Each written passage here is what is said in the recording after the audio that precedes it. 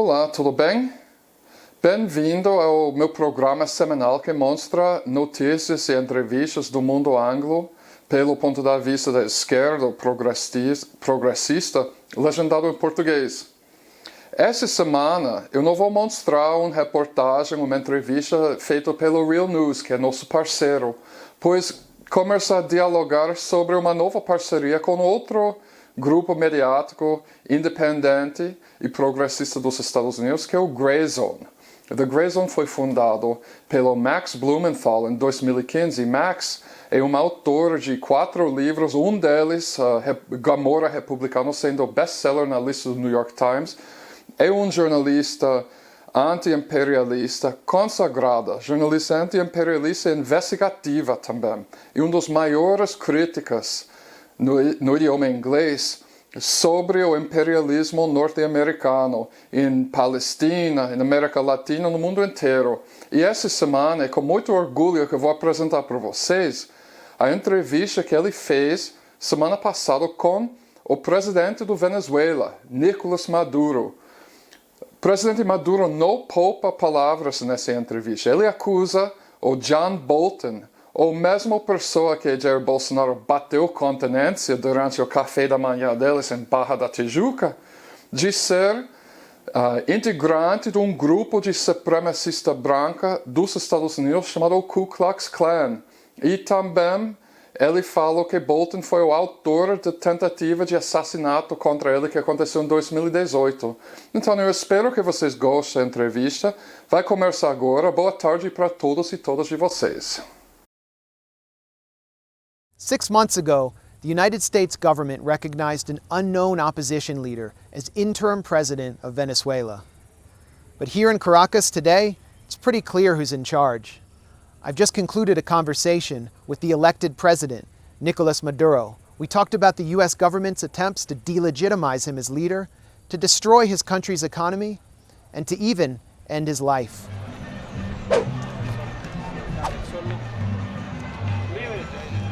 How are you? How are you? Mr. President, the last US journalist you spoke to, I believe, was Jorge Ramos of Univision. And when I actually was leaving Venezuela, I was on the same flight as Jorge Ramos, and I confronted him and challenged him on his reporting, and he told me that he was informed that Mike Pence and Marco Rubio were very happy with what he had done down here in his interview with you. What he did with you in the first question was to call you a dictator in an attempt to delegitimize you, to take away your legitimacy as the president. But since that time, a lot has taken place. In the last weeks, you've hosted the Non-Aligned Summit, where representatives of over 120 countries have come to visit and endorsed your rule as the elected president. You also hosted the Foro Sao Paulo, a gathering of the left across the hemisphere, where you gave a major speech walking through the 4 stages of the fight against imperialism. My question is, how do these 2 events, particularly the non-aligned movement, confirm that the coup has failed and that you are indeed the legitimate president? Welcome. This is a conducive environment for reflection. This is a beautiful mountain. You can see all of our lovely Caracas. If you ask me, that journalist came here to provoke. I gave him an opportunity. I knew he was a provocateur. He's one of those journalists that's an agent for U.S. intelligence agencies. He's an agent. Jorge Ramos is a U.S. intelligence agent, and he plays a role. They tried to turn him into an anti-Trump journalist. But the Hispanic, the Latino community in the U.S. should know that he's a paid agent. He came with a plan, and he failed. It's not worth talking about him. It's in the past, and his provocation went badly for him. Regarding the second part of your question, we had the ministerial summit of the non-aligned movement. Venezuela has presided over the non-aligned movement for the last 3 years. since the September 2016 Margarita Summit. It was our responsibility to hold the ministerial summit. We held it. It was very successful. Representatives from governments of 120 countries attended. We approved fundamental documents for strengthening the United Nations system, advancing important causes such as climate change. As you know, climate change is affecting all the regions of the world. President Trump refuses to acknowledge climate change. It's craziness. Climate change is affecting warming. It's harming the planet. The non-aligned movement ratified the Paris Accord and every commitment on climate change. We also ratified the 2030 Agenda. That's what it's called, the 2030 Agenda for social equality, for investment in public education, public health, housing, and work, the entire 2030 Agenda for development and other key issues. We received great support against the aggressive measures, the sanctions and blockade by the government of the United States against Venezuela. We received great solidarity. I believe it has been very successful from a diplomatic perspective. Recently, a few days ago, we received the Sao Paulo Forum. Over 150 social and political movements, political parties, from over 70 countries attended. 720 leaders from Latin America, the Caribbean, and the world. We had the opportunity there to analyze the global situation, the geopolitical situation of Latin America and the Caribbean. And there too we received full, absolute support for Venezuela in its struggle for independence, sovereignty, in its struggle against the blockade, against financial persecution, against everything related to the Trump administration's economic aggression. I think these two international events were carried out at a high level. Now in the months of August, September, October, we will have global meetings about indigenous peoples, women and feminism, the labor movement and unions, and more. Venezuela is a meeting place for debating ideas and for dreaming about the future, which is the most important thing. These events were totally ignored in U.S. media, and I think one of the most interesting aspects of the non-aligned movement is that 21 of the countries, out of the some 120 countries that came to Caracas for this event, are targets of U.S. sanctions. And these sanctions are essentially a form of hybrid warfare. It's about regime change. And so my question is, what came out of this summit to enable Venezuela, your country, to build a bloc with these other sanctioned countries to resist this attack on their independence? And also, what is Venezuela doing to work with countries like China, which is the target of a U.S. trade war, to survive this attack? There are various components to that question. First of all, I can say that the U.S. media is aligned with Trump's policies against Venezuela, against Cuba, against Nicaragua, against progressive movements, leftist movements in our continent. Unfortunately, they are blind to reality in Venezuela. They only report to say negative things in order to support the unconventional war strategy and to mislead and manipulate the reality of our country, of Cuba, of Nicaragua, of Latin America, of independent countries that act in Latin America. That's a reality. I don't think it will change. That's why I say we have to use social media, alternative media, YouTube, Periscope, Instagram, Facebook, Twitter. Correct. Using alternative media so the truth can reach people. I'm sure, Max, that the truth reaches millions of people in the U.S. That's why I'm doing this interview and any other interview. Secondly, there is a growing movement of solidarity and support for Venezuela in the world. Venezuela is the victim of a brutal, criminal, multidimensional aggression. The people of the United States should know that this is a war. Experts call it an unconventional war. It is an economic, financial trade war. The United States, the government of the United States, persecutes Venezuela so that it cannot buy medicine around the world. They persecute us so we cannot buy food, supplies, commodities, so we cannot buy anything around the world.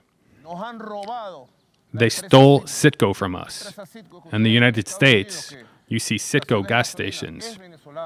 Those are Venezuelan, and the government of the United States expropriated it. They expropriated it. They have frozen accounts worth over $20 billion in banks in Europe and around the world. It is persecution. From the Bank of England. Just in gold reserves of the Central Bank of Venezuela. You know that central banks in countries have special immunity. That's a post-war agreement. Special immunity for central banks. And all the gold reserves they have around the world have special immunity according to international law. Well, the US government, in complicity with the British government, have frozen, have stolen over $1.4 billion from Venezuela in gold reserves. Venezuela's gold reserves. So we're facing this war with work, with creativity, with perseverance, with resistance. I can tell the people of the United States that sooner, rather than later, we will defeat all of these criminal policies. I can tell the people of the United States that with all of the sanctions, the persecution, the aggression, they haven't been able to overcome our fighting spirit, our dignity, and they won't be able to. Venezuela stands up. Every time we're hit, we stand up with work, with production, with productivity. On the third part of your question, yes, we have alliances around the world with independent governments for trade, financial and energy relations, and we will keep moving forward. I want to ask you another question about sanctions. In 2016, your government created a program known as CLAP to help offset some of the social costs of sanctions, to distribute food for very low cost along with sanitary supplies to now 6 million families. Not 6 million people, but 6 million families, which is a large percentage of Venezuela's population. And now the United States says that it wants to sanction the CLAP program while it is denying Venezuela assets to buy food for import. An advisor to the opposition candidate, Henry Falcón, has written an article and told our colleague, Aaron Mate, that he believes that as a result of these sanctions, Venezuela will experience a famine in the next 12 months. And he said that the sanctions are designed to do just that, to cause a famine. Is this something you're concerned about? And considering that the U.S. blocks you every time you try to get out from this economic blockade, what can you do in concrete terms to prevent this from happening? Look, this didn't happen in Saddam Hussein's Iraq. If you remember, Saddam Hussein's Iraq had UN-approved sanctions. They were not unilateral measures. They were not illegal. They were multilateral and legal, although they may have been unjust. The UN Security Council approved an oil for food program, oil for medicine. Even Saddam Hussein, at this time when he was in a military war with the US, the UN Security Council opened a path for him to import food and medicine. Donald Trump, John Bolton, the KKK extremists who govern the United States today. Well, I can say it. I don't know if this is said in the United States, but I will say it. They are Ku Klux Klan extremists, like the KKK that attack the homes of civil rights activists. They are trying to attack our home, Venezuela. They prevent us from getting access to food, medicine, essential goods. We're not asking that anyone give this to us. We have the money to buy it. It's important to know about the CLAP program. What is CLAP? It's an acronym for Local Committees for Supply and Production. I created the Local Committees for Supply and Production in 2016 for distribution of food to reach communities. Today, we have 33,000 local committees for supply and production. Local committees for supply and production. Those 33,000 reach over 6 million families. You should know that Venezuela is a country of 30 million residents. Each family has 4 members. This means that the CLAP reaches nearly 80% of Venezuelan families, particularly the humblest families. With the CLAP, we created a program to, at least once a month, bring families a basket of food. Do you have this in the United States? Groceries. A box with 24 products. 24 fundamental products, subsidized. They are delivered to the home. In some parts of the country, we have managed to deliver it every 15 days. In others, it's every 20 days.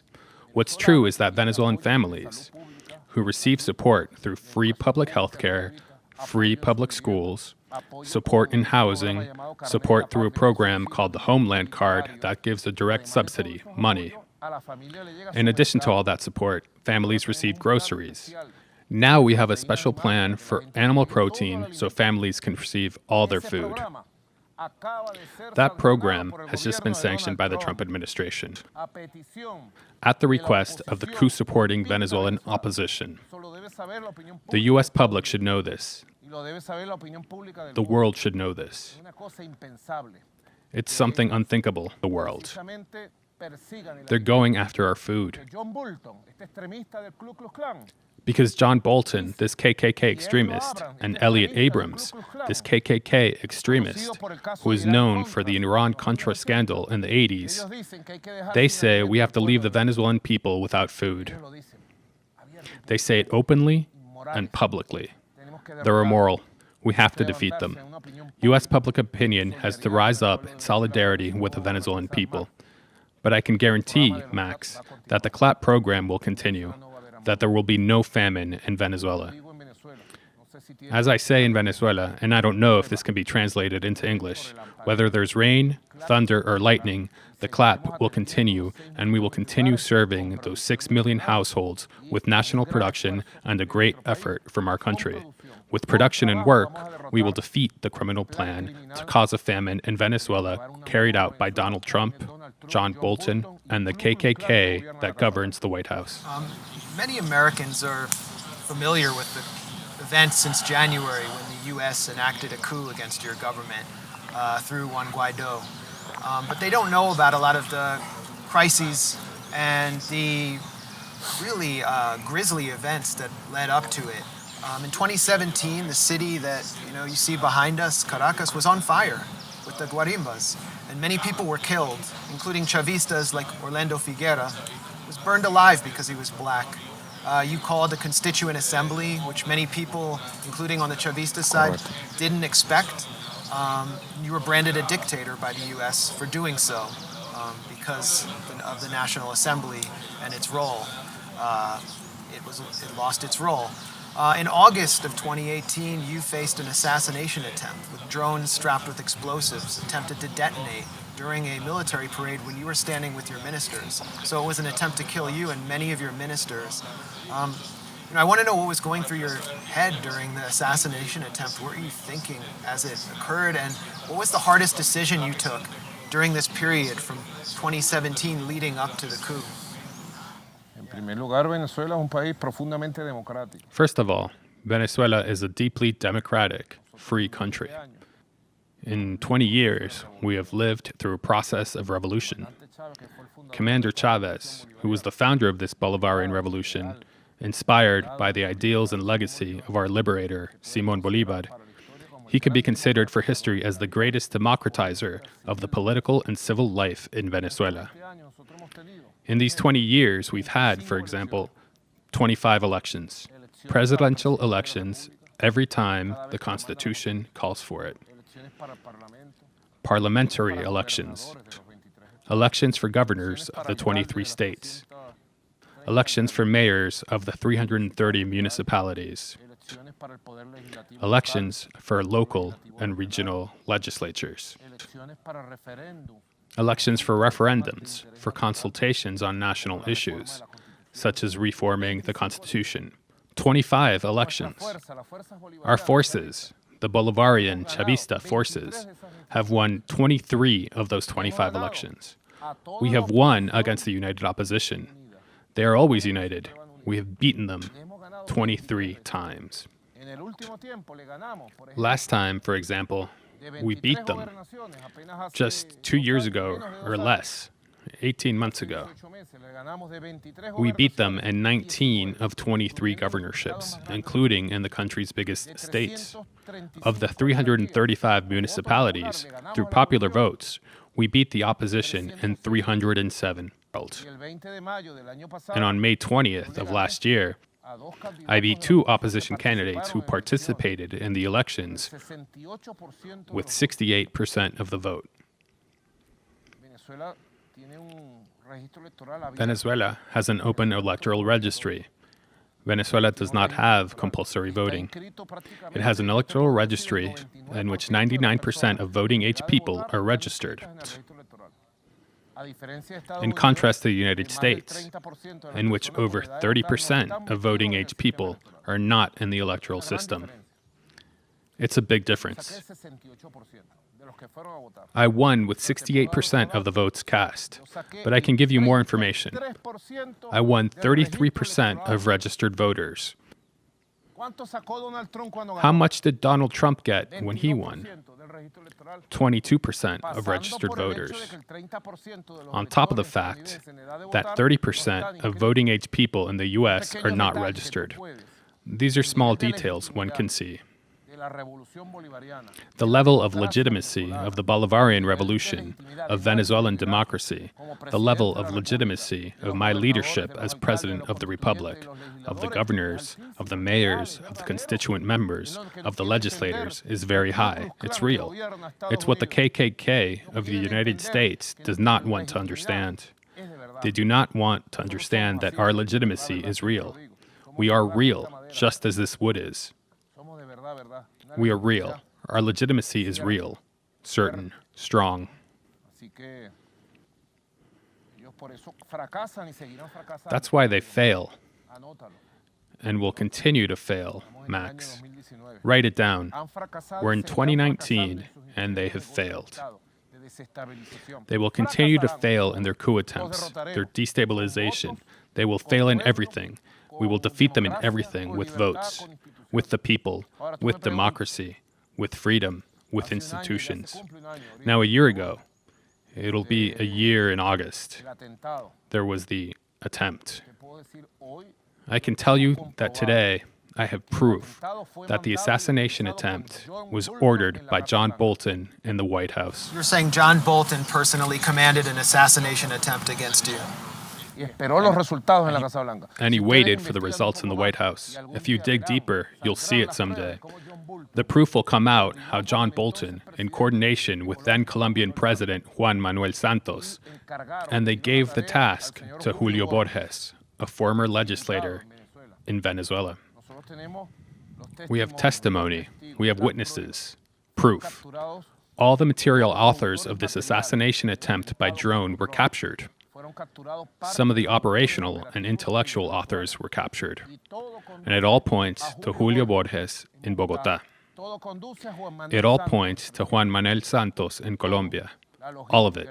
All the logistics, the institutional support, technical assistance, support from Colombian intelligence. It all points to John Bolton, who has a criminal mentality, a murderer's mentality. We survived that day. Nos salvamos. Bailey said the plot emanated from Miami. Sí, los autores Correct. The intellectual authors, the financiers, and the people who directed the operations via video conferences, they live in Miami. They are protected by the U.S. government and are part of the networks established by the White House. In this case, John Bolton. I can't accuse President Trump. I can't do it at this time. But I do have all the evidence to accuse and ask for a landmark investigation into John Bolton. A criminal. He's a criminal. He failed. What went through my head at the time? I was focused on the speech I was giving. I thought it was nothing. I didn't think it was an assassination attempt. After, my security personnel protected me and the second drone exploded. That's when I realized it was an assassination attempt. At the time, I was worried about the safety and life of the families, the soldiers there. Fortunately, they dispersed because more bombs could have come. There were 7 injured among the troops there. Later, when I withdrew from there, my mind was focused on the people and their worries. That's why I was so quick to speak afterwards, because I knew the people were worried. They wanted to know what happened. I'm a man of faith. I believe in God very much. I'm a man of action and prayer, a Christian. I believe that there was an event that day, that God saved our lives. Because they planned it to perfection, with so much evil, to assassinate us. And Venezuela would have entered a new phase. The revolution would have gone from the phase we've been in for 20 years into a more radical phase, a deeper one. A stage of armed revolution. It would have backfired for them. Thank God and our good fortune, we are alive and triumphant. More triumphant than ever. We hear so much in our media in the U.S. about corruption in your government. We hear very little, of course, about corruption in the Honduran government, where the president is under DEA investigation, and where $300 million were stolen from the public health services.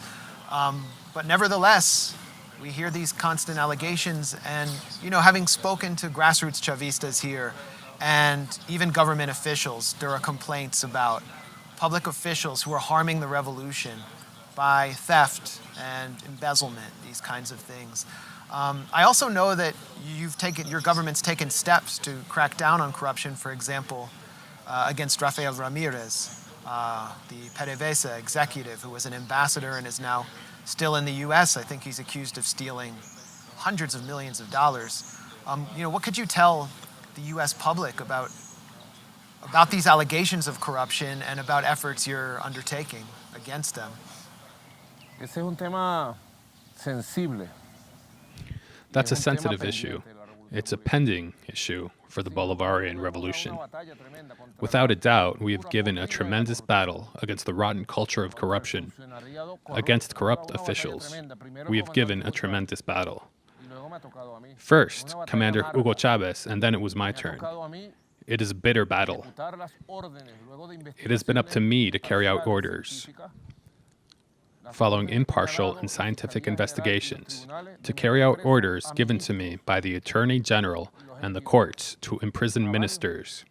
And I have sent them to jail, several ministers. Up to me to imprison high-level officials from PDVSA, for example, where we revealed a mafia. That man you mentioned, Rafael Ramirez, he's the biggest mafioso, the biggest thief. It pains me to say it because he was with us. Chavez trusted him, and he mocked and betrayed Chavez's trust. Now he lives in a massive palace in Italy, protected by the U.S. government. Because that's another thing. All the corrupt people we discover here end up fleeing. They go live in Miami, in Florida. Not just corrupt public officials, but corrupt people in the private sector. I can say that the big financier of Marco Rubio and Donald Trump's campaign, a man by the last name of Miserani, who was the owner of the federal bank in Venezuela, he's a financier. He's one of the most corrupt people who took billions of dollars that were stolen from his bank's depositors in Venezuela. He lives in Florida, protected by the U.S. government. It's a double standard. I can't say that it's a pending issue. I can say that the corrupt practice of some officials harms the people. I can't say that I can commit fully to the people, that I will expand the battle for ethics, for morality, against corruption. You can absolutely be sure of that. We've talked a little about your opposition here. Your foreign minister is in Barbados right now, in dialogue with the opposition. And there is a mediated dialogue as well in Norway. The last time this happened was in 2018 when you agreed to early elections at their request. You moved up the elections and then you entered into negotiations with Voluntad Popular and the MUD. And ultimately, they decided to boycott the elections, to delegitimize the election. And then the U.S., I believe, threatened to sanction Henry Falcone, the main opposition candidate, for running in the election. Do you think the outcome might have been different in 2018 if they had all participated and joined around one candidate? Do you think they could have won, especially given the state of the economy under sustained U.S. attack? And I guess another part of the question would be, do you see any hope for this dialogue when they're demanding early elections again? What is the point? The opposition has always been like that, and the world should know this. First of all, the opposition isn't in charge of itself. They have owners, they have bosses. These owners, these bosses, unfortunately, are in Washington. It's not an independent opposition with its own positions. They can't reach an agreement with us if Washington does not agree and tell them to do it. That's the point we have reached in this situation. It's what happened in January and February in 2018. The opposition had spent 3 years asking that the presidential elections be held early. We reached an agreement, drafted the document, gave every electoral guarantee, and when we were going to sign the document in front of the President of the Dominican Republic, Danilo Medina, and the former President of Spain, Rodríguez Zapatero, they are witnesses to this. The documents were ready to be signed, and Donald Trump's then Secretary of State, Rex Tillerson, called, and he gave the order to the opposition's chief negotiator, Julio Borges, to not sign it. His owner, Rex Tillerson, gave the order. A part of the opposition refused to participate in the elections. Could they have won? I don't know. We have a base. We have won 23 of 25 elections. I have faith. I had it then, and I have it today, that even facing a united opposition, we would win. That we would win in 2018, as we did win. I have faith in that. Of course, the scenario would be political fiction, but we have faith, certainty that we would have won because of the experience we've had, because of the people's power we have. Why did they withdraw, Blumenthal? Why did they withdraw in 2018? Because they already had this strategy of total aggression against Venezuela. They had this strategy in place of ignoring the elections, of attempting to not recognize me or our government from the United States and other governments allied to Donald Trump, of taking our properties overseas, of expropriating Citgo. The plan we've seen this year?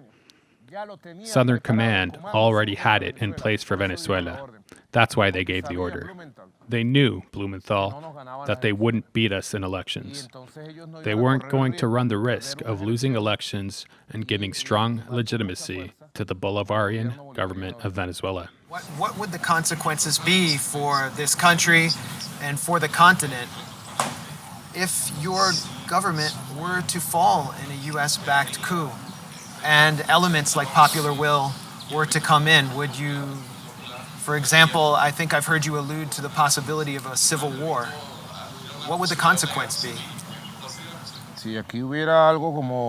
If something like that happened, I think it's unlikely. An overthrowing of the revolutionary government would cause a national, people's, civil military uprising, a general insurrection.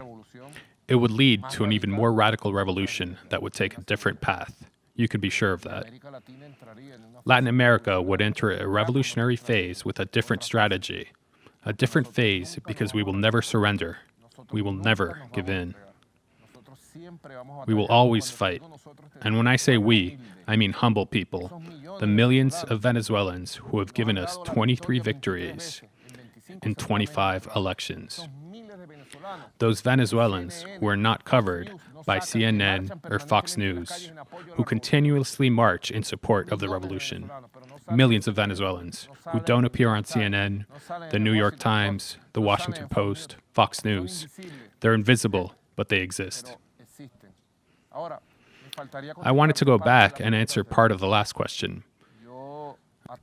I act with hope and faith to establish an ongoing dialogue.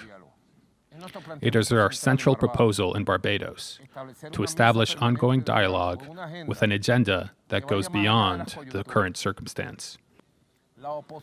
The opposition can ask and propose what it wants, and we could move forward with an agreement. We could propose and ask for what we want, and we could move forward with an agreement. Partial agreements on different issues of the economy. Partial agreements to request and demand the lifting of the U.S. blockade and sanctions. Partial agreements to offer social services and provide care for the people. Partial agreements to guarantee everything for elections that we can all participate in to renew the Venezuelan legislature. Lots of agreements. But the fundamental thing, the truly fundamental thing is that at this stage in the dialogue we have with the opposition in Barbados, with support from Norway, is to set up a permanent dialogue with a permanent agenda to start showing progress in partial agreements and sovereign understanding between Venezuelans. Nobody should interfere in this. Nobody should interfere. I can tell you, Blumenthal, that every day that negotiations and the dialogue begin, the United States takes measures, brutal sanctions full of hate, because the KKK extremists in the White House don't want dialogue. They want violence. They want chaos. But in Venezuela, and I can say this with a lot of hope and faith, dialogue, peace, and stability will prevail. I don't know if, when you refer to Jorge Ramos, if he is an agent of the U.S. government. I've seen no evidence towards that, but I think that he's doing what he wants to do. He wants to gather fame. There are many other U.S. journalists who are acting as stenographers for our national security state, and what they have done is demonized you more than almost any figure I can remember since Saddam Hussein. They've called you a dictator.